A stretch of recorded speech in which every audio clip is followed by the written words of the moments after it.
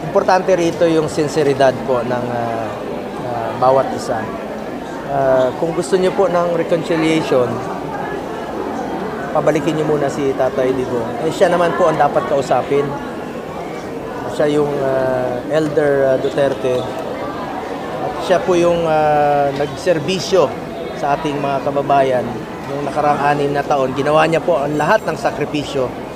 Ngunit pinadala po siya dun sa Hague. Kaya po, patuloy po akong nananawagan, nakikiusap, at ipagdasal po natin ang kanyang kalusugan, ang kanyang kaligtasan ni Tatay Digong at ang kanyang kalayaan.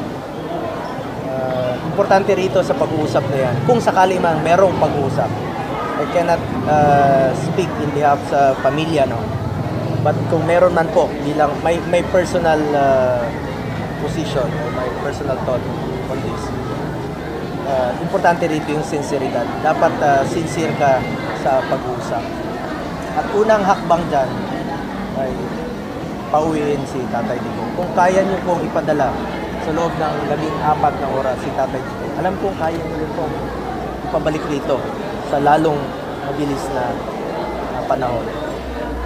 Siya po ang dapat kausapin. Paano nyo kakausapin kung wala siya rito?